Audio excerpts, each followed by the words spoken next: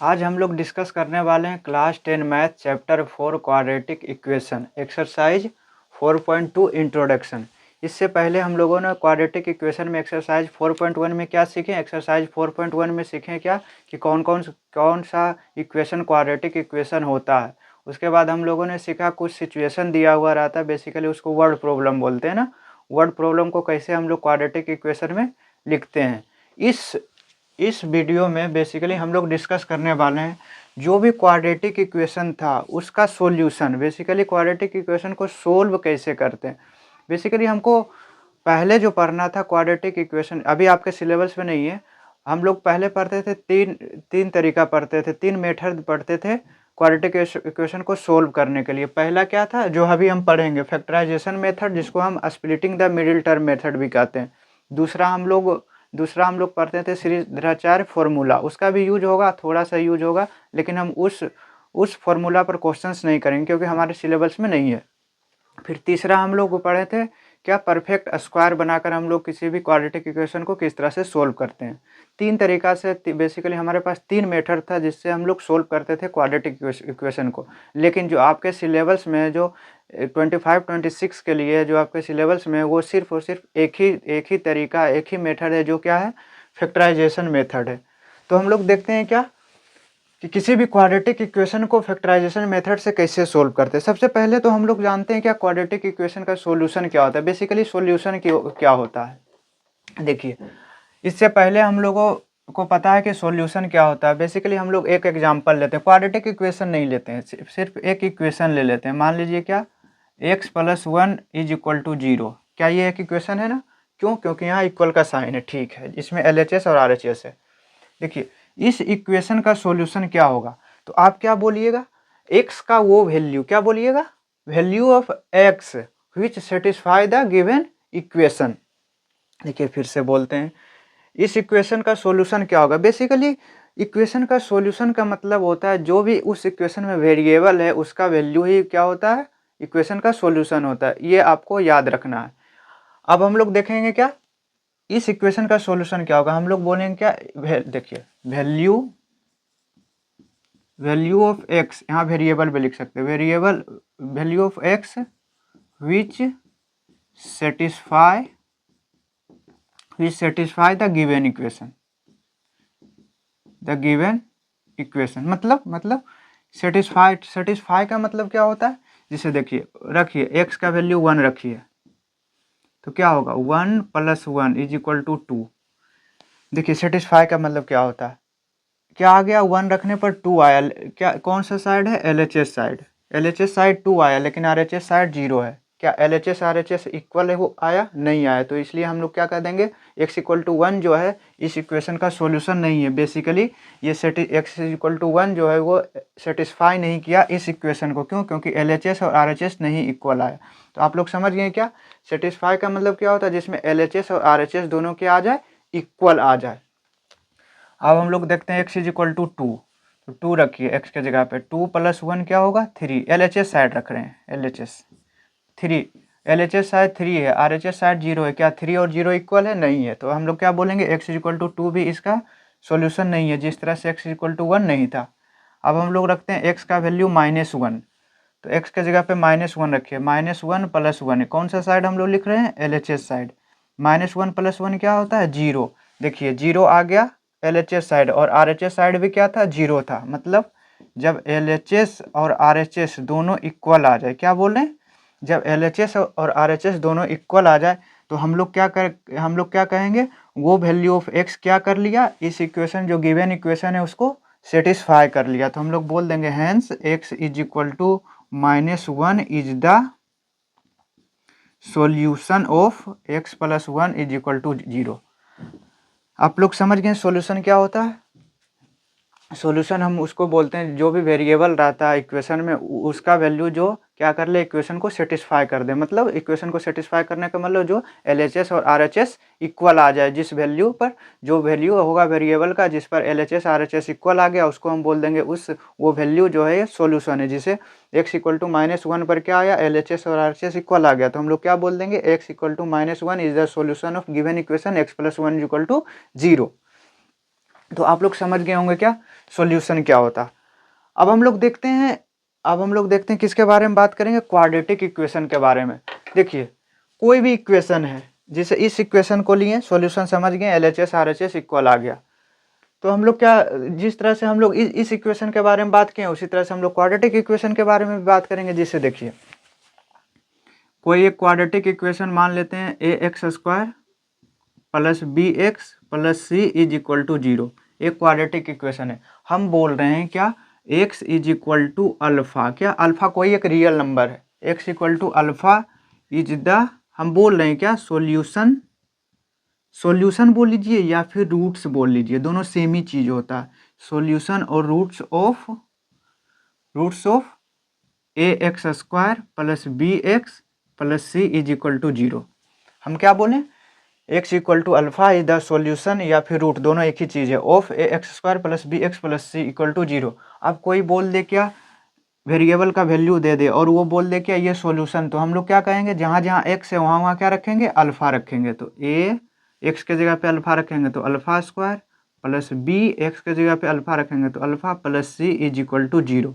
देखिए ये क्या कर लिया, सेटिस्फाई कर लिया इक्वेशन को, क्या कर दिया, सेटिस्फाई कर लिया। मतलब एक हम क्या बोले, फिर से सुनिएगा, ध्यान से सुनिएगा, क्या है, x is equal to alpha क्या है, इस इक्वेशन का रूट्स है या सॉल्यूशन है। x इक्वल टू अल्फा इस इक्वेशन का सॉल्यूशन है। इसका मतलब जहाँ जहाँ x होगा वहाँ वहाँ हम लोग अल्फा रख लेंगे, वो क्या कर लेगा इक्वेशन को, वो इक्वेशन को क्या कर लेगा, सेटिस्फाई कर लेगा।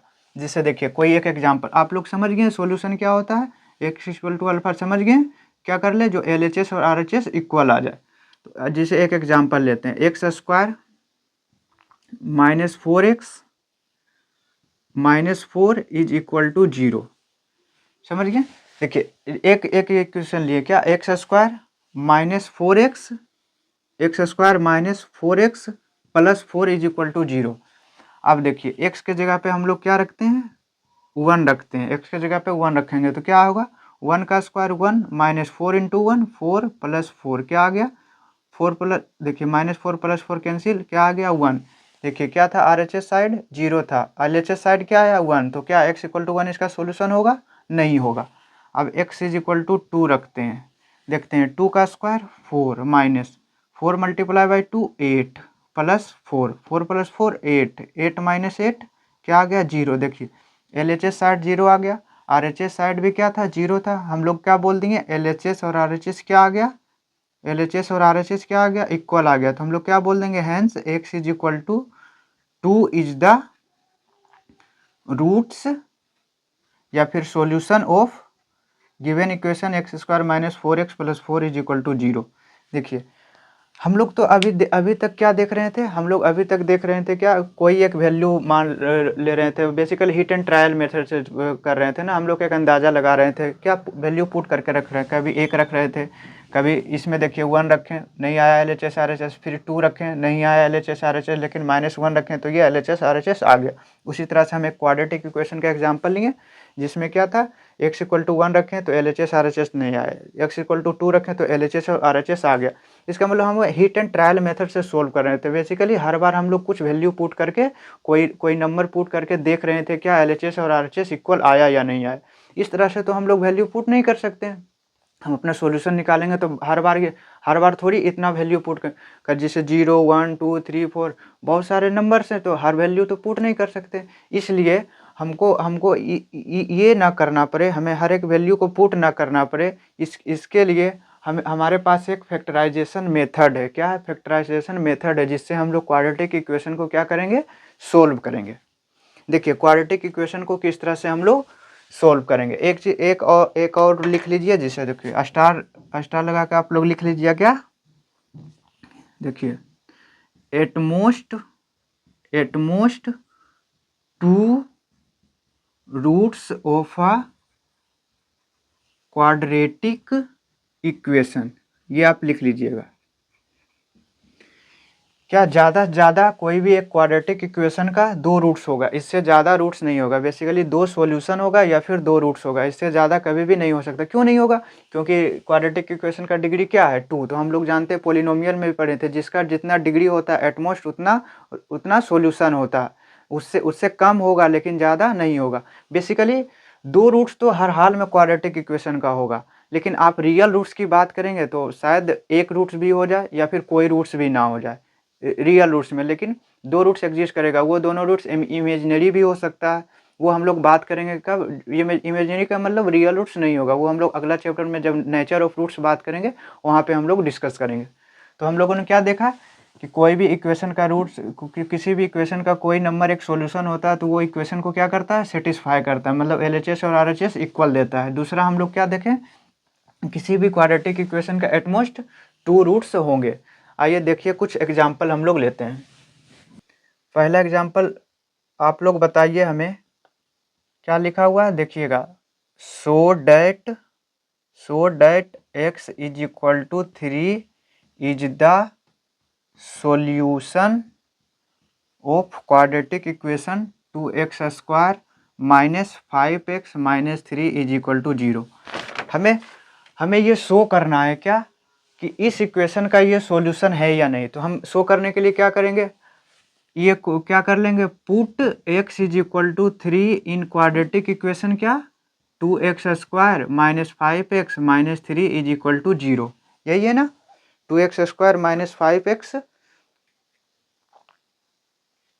Minus 3 is equal to 0। अब हम लोग x के जगह पे क्या रखेंगे, 3 को रखकर देखेंगे। यदि LHS RHS इक्वल आ गया तो हम लोग बोल देंगे क्या ये सॉल्यूशन है, नहीं आया तो क्या बोल देंगे हम लोग, ये सॉल्यूशन नहीं है। देखिए 2 मल्टीप्लाई बाय एक्स के जगह पर 3 रखेंगे तो 3 square minus 5 multiply by x के जगह पर 3 रखेंगे माइनस 3 इज क्या, LHS लिख रहे हैं पहले LHS। देखिए 3 का स्क्वायर 9, 9 2 जा 18 माइनस 5 3 जा 15 माइनस 3। देखिए 18 माइनस 15 माइनस 3 माइनस 18, तो 18 माइनस 18 0। तो हम लोग क्या बोल देंगे, LHS इज इक्वल टू क्या आ गया, RHS आ गया। तो हम लोग क्या बोल देंगे, hence x is equal to 3 is the solution of given equation 2x square minus 5x minus 3 is equal to 0। आपसे ये एक क्वेश्चन पूछ सकता है क्या, आपको बोल देगा क्या, so that x equal to 3 इसका सॉल्यूशन है या नहीं। एक हम लोग देख लेंगे क्या, एक तरीका से और पूछ सकता है, so that x is equal to 1 is not the solution of ये। तो हम लोग जहाँ जहाँ x होगा वहाँ वहाँ 1 रख कर देखेंगे, जहाँ जहाँ x होगा वहाँ 1 रख कर देखेंगे। यदि LHS RHS इक्वल नहीं आया तो हम लोग बोल देंगे अंत में क्या, hence LHS is equal to not RHS। तो हम लोग बोल देंगे क्या, x equal to 1 is not the solution of given equation. तो एक तरह का क्वेश्चन, पहला टाइप का क्वेश्चन इस तरह से आपको आ सकता है, जिसमें आपको प्रूव करने के लिए पूछ सकता है या फिर शो करवाने के लिए पूछ सकता है। देखिए अब हम लोग सीखते हैं क्या कि सोल्व करने के लिए कोई भी क्वाड्रेटिक इक्वेशन को फैक्टराइजेशन मेथड से। देखिए ये 5 क्वेश्चंस गिवन है, इसको हमें फैक्टराइजेशन मेथड से सोल्व करना है। देखिए पहला क्या है, 2x square minus 5x plus 3 is equal to 0। हम लोग इसको किस तरह से सोल्व करेंगे, देखिएगा। जो भी एक्स स्क्वायर का टर्म है, क्या ध्यान से सुनिएगा, जो भी एक्स स्क्वायर का कोएफिशिएंट है, ठीक, और जो भी कांस्टेंट टर्म का कोएफिशिएंट है उसको क्या करेंगे, पहले मल्टीप्लाई करेंगे। देखिए यहाँ इसमें 2 है और यहाँ क्या है, प्लस का 3, 2 मल्टीप्लाई बाय 3 क्या आ गया, 6। और जो मिडिल टर्म है, क्या मिडिल टर्म क्या है, माइनस 5x, हम x का कोएफिशिएंट बोल देते हैं, क्या है, माइनस 5। अब हमें क्या करना है, देखिए ध्यान से सुनिएगा, मल्टीप्लाई कर कर 6 लाना है। क्या, मल्टीप्लाई करके कोई भी 2 नंबर ऐसा सोचिए जो जिसका मल्टीप्लिकेशन 6 हो और जिसका एडिशन और सब्सट्रैक्शन -5 हो। आपको 2 नंबर सोचना है, ये आप क्लास 9 में पढ़ चुके हैं, लेकिन फिर से देखते हैं। क्या, 2 नंबर सोचिए जिसका मल्टीप्लिकेशन 6 हो और एडिशन या फिर सब्सट्रैक्शन वो 2 नंबर का -5 हो। तो आप बोलिएगा क्या, आप क्या बोलिएगा, देखिए -2 मल्टीप्लाई बाय -3 क्या होता है, 6, और -2 -3 क्या होगा, -5। बेसिकली इसको स्प्लिटिंग द मिडिल टर्म बोलते हैं। हम बार बार बोल रहे हैं, क्यों बोल रहे हैं देखिए आपको समझ में आएगा। 2x² लिख देते हैं। हम क्या बोले, स्प्लिटिंग द मिडिल टर्म, तो ये मिडिल टर्म को स्प्लिट करना है। तो -5x को -2x - 3x लिख सकते हैं। -2x - 3x, आगे जो कांस्टेंट टर्म है +3 = 0। अब हम लोग क्या कर लेंगे, ये कॉमन लेंगे, दो टर्म से कॉमन लेंगे, दोनों में क्या मिल रहा है, 2 मिल रहा है और x मिल रहा है। तो यहाँ क्या बचा x, और यहाँ क्या बचा -1। यहाँ पे -3 कॉमन लेंगे तो क्या बचेगा, x - 1 = 0। देखिए यदि ये दोनों डब्बा सेम आ गया तो हम लोग मानेंगे क्या, हम अपना सॉल्यूशन सही कर रहे हैं, बेसिकली फैक्टराइज सही कर रहे हैं। तो यहाँ भी x - 1 है, यहाँ भी x - 1 है, तो x - 1 क्या करेंगे, कॉमन ले लेंगे। तो क्या बचेगा यहाँ 2x, और यहाँ क्या बचेगा -3 = 0। तो देखिए दो नंबर का मल्टीप्लिकेशन 0 है, जिसे देखिए a × b = 0। दो नंबर का मल्टीप्लिकेशन 0 कब होता है, पहले a 0 हो जाए तो 0 × b क्या हो जाएगा 0, या फिर या OR वाला, और या b 0 हो जाए तो a × 0, a × 0 क्या हो जाएगा 0। देखिए दो नंबर का मल्टीप्लिकेशन 0 कब होता है, दोनों में से कोई भी एक 0 हो जाए तो हम क्या बोल देंगे, उसका मल्टीप्लिकेशन 0 हो जाएगा। देखिए ये दोनों का मल्टीप्लिकेशन क्या आया 0, तो हम लोग क्या बोलेंगे, x - 1 0 के इक्वल हो जाए, या OR या 2x - 3 = 0 आ जाए। तो यहाँ से क्या आ गया, x = 1 और यहाँ से x = 3/2। तो मेरा क्या आ गया, x का वैल्यू आ गया, दो वैल्यू आ गया 1 और 3/2। अब x का वैल्यू LHS साइड रखिएगा ना 1, तो ये 0 आ जाएगा, सेटिस्फाई कर जाएगा। और x को 3/2 LHS साइड रखिएगा तो भी 0 आ जाएगा LHS साइड और RHS साइड, दोनों इक्वल हो जाएगा, बेसिकली सेटिस्फाई कर लेगा। तो हम लोग अंत में बोल देंगे क्या, हैंस x = 1 एंड बोलेंगे, क्या बोलेंगे, AND एंड। क्यों एंड बोलेंगे, क्योंकि 1 भी सेटिस्फाई कर रहा है और 3/2 भी सेटिस्फाई कर रहा है, दोनों सेटिस्फाई कर रहा है, इसलिए बोलेंगे x = 1 and 3/2 are the roots of 2x² - 5x + 3 = 0। समझ में आ गया आपको। और यहाँ क्यों बोले, क्योंकि दो नंबर का मल्टीप्लिकेशन 0 था, तो कोई भी एक क्या होना चाहिए, 0 के इक्वल होना चाहिए, इसलिए हम लोग OR और बोले थे। लेकिन हमको तो रूट निकालना, ये दोनों क्या है, रूट है इस इक्वेशन का, तो इसलिए हम लोग यहाँ क्या लिखें, एंड लिखें। इसका आप ध्यान रखिएगा। देखिए क्वेश्चन नंबर 2, क्या है, 6x² - x - 2 = 0। इसको आप कैसे कीजिएगा, क्या बोले थे इससे पहले, x² का जो भी कोएफिशिएंट है वो लिख लीजिए, और कांस्टेंट टर्म जो भी है, कांस्टेंट टर्म क्या है -2, दोनों का मल्टीप्लाई कीजिए, क्या आया -12। तो -12 आप अपना माइंड में रखिए, और अंत में क्या लिखेंगे, उसके नीचे क्या लिखेंगे, x का कोएफिशिएंट क्या है -1। ये तो आपको पता होगा कोएफिशिएंट किसको कहते हैं। अब हमको क्या करना है, मल्टीप्लाई करके -12 लाना है, और एडिशन या सब्सट्रैक्शन कर -1 लाना है। तो आप लोग क्या कीजिएगा, 4 3 जा क्या होता है 12, और -4 और +3 क्या होता है -1, तो यहाँ -4 लगा देंगे। देखिए -4 × 3 -12 होगा, और -4 + 3 -1 होगा। अब स्प्लिटिंग द मिडिल टर्म को स्प्लिट कर ले रहे हैं, तो -x के जगह पे -4x + 3x लिख सकते हैं, -20 = 0। अब हमें क्या करना है, कॉमन लेना है, दोनों में कॉमन क्या मिल रहा है, 2 मिल रहा है और x मिल रहा है, तो क्या बचेगा, यहाँ 3x, यहाँ -2, यहाँ 1 कॉमन ले लिए तो क्या हुआ, 3x - 2 = 0, ये 2 है। देखिए मेरा दोनों डब्बा सेम आ गया, तो इसका मतलब हम फैक्टराइज सही कर रहे हैं। तो यहाँ से क्या आ गया, 3x - 2 कॉमन, तो यहाँ क्या बचे, 2x + 1 = 0। देखिए दो नंबर का मल्टीप्लिकेशन 0 है, इसका मतलब 3x - 2 0 होगा OR, और 2x + 1 = 0 होगा। तो यहाँ से क्या आ गया, x = 2/3 OR, और x = -1/2। x का वैल्यू 2/3 होगा या फिर -1/2 होगा, लेकिन जब x = 2/3 यहाँ रखिएगा तो LHS RHS इक्वल आ जाएगा, यहाँ -1/2 रखिएगा तो भी ये इक्वेशन सेटिस्फाई हो जाएगा। तो इसलिए हम लोग क्या लिख लेंगे, x = 2/3 and x = -1/2 are roots of given equation क्या है 6x² - x - 2 = 0। आप देखिए क्वेश्चन नंबर 3 आप लोग समझ रहे हैं ना। जहां आप लोग को समझ में नहीं आ रहा वो आप हमें कमेंट में ज़रूर बताइएगा। 3 नंबर क्वेश्चन क्या है x + 2 × 3x - 5 = 0। देखिए आपको क्वेश्चन ऐसे भी दे सकता है सोल्व इसको, तो इसका मतलब जहाँ भी सोल्व आ गया सॉल्यूशन करने का मतलब वेरिएबल का वैल्यू निकालना, इस तरह से पूछ सकता है। या फिर बोल सकता है सोल्व फॉर x का मतलब x का वैल्यू हमें निकालना है।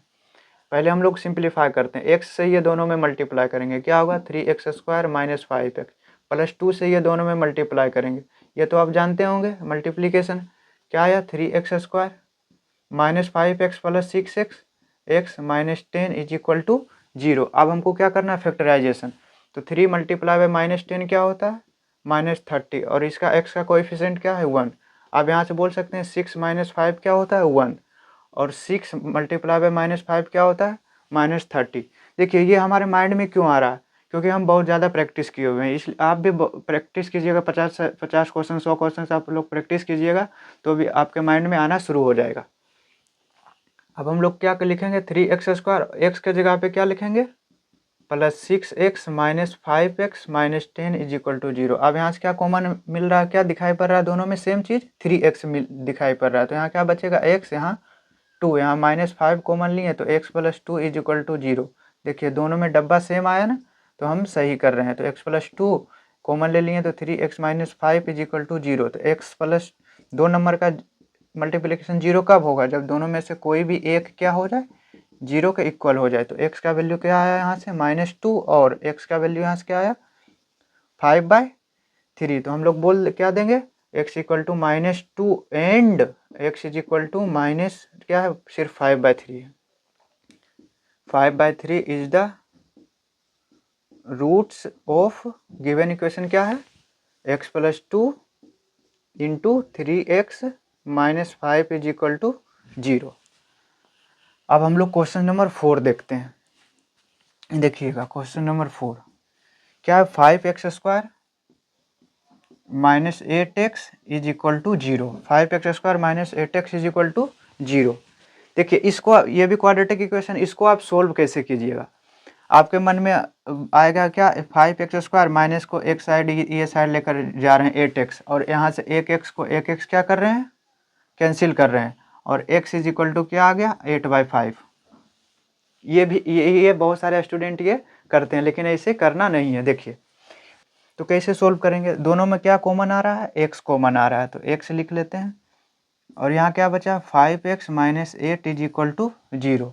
देखिए दो नंबर का सम क्या मल्टीप्लिकेशन 0 क्या है, इसका मतलब x 0 होगा या फिर 5x - 8 = 0 होगा। तो यहाँ से क्या आया x = 0 और यहाँ से x = 8/5। तो क्या बोलेंगे अंत में, क्या बोल देंगे आप इसके नीचे लिखिएगा hence x = 0 and x = 8/5 is the solution या फिर roots of 5x² - 8x = 0।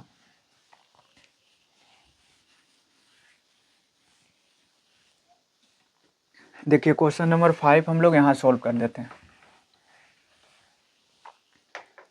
Question number 5 क्या गिवन है 3x² - 2√6x + 2 = 0। देखिए x² का कोएफिशिएंट 3 है, ठीक है, मल्टीप्लाई करना कांस्टेंट टर्म से, क्या आ गया 6 और x का कोएफिशिएंट क्या है -2√6। अब आप सोचिए दो नंबर ऐसा सोचिए जिसका मल्टीप्लिकेशन 6 हो और जिसका एडिशन या फिर सब्सट्रैक्शन 2√6 हो, माइनस का 2√6 हो, कैसे सोचिएगा।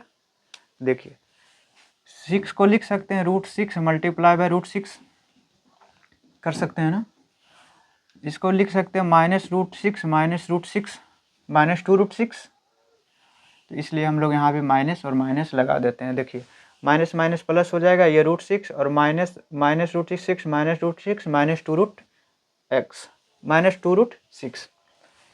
अब हम लोग लिख देते हैं 3x², इसके जगह पे क्या लिखेंगे, minus √6x minus √6x plus 2 is equal to 0। अब कुछ कॉमन आ रहा है यहाँ से, बोलिए।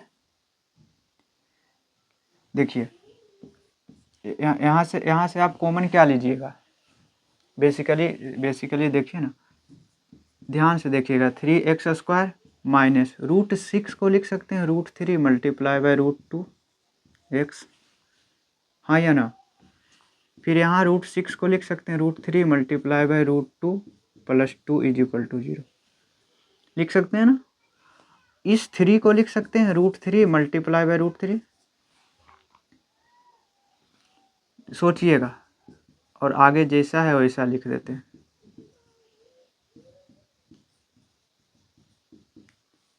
यहाँ क्या है, x है ना, यहाँ x है क्योंकि √6x को लिखे। √2 को लिख सकते हैं √2 multiply by √2 is equal to 0। हम आपको पूरा डिटेल में बता रहे हैं, बस आप देखते जाइएगा क्या हम लिख सकते हैं या नहीं। देखिए यहाँ भी √3, ये दोनों से कॉमन लेंगे, यहाँ भी √3 यहाँ भी √3 है, तो √3 कॉमन, यहाँ भी x है यहाँ भी x है, एक x कॉमन ले लिए, तो क्या बचा, यहाँ पर एक √3 बच गया और एक x बच गया। यहाँ क्या बचा, √2 बच गया और x तो कैंसिल हो गया, कोई दिक्कत नहीं। यहाँ से देखिए √2 बच रहा है, √2 मिल रहा है, दोनों √2 मिल रहा है, तो माइनस का √2 हम लोग कॉमन ले लिए, ठीक। क्या बचा, माइनस माइनस प्लस हो गया और यहाँ √3 बचा और x बचा, कोई दिक्कत।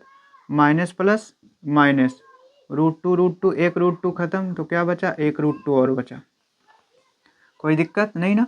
देखिए मेरा जो ब्रैकेट में वो सेम आ रहा है, तो √3x माइनस √2 कॉमन ले लिए, तो इधर क्या बचा, √3x माइनस √2, दोनों सेम ही आ गया ना, दोनों सेम ही आ गया। तो बेसिकली हम लोग क्या बोल देंगे, √3x minus √2 is equal to 0 और √3x minus √2 is equal to 0। Basically x का वैल्यू क्या आ गया, √2 अपॉन √3, यहाँ से भी x का वैल्यू √2 अपॉन √3।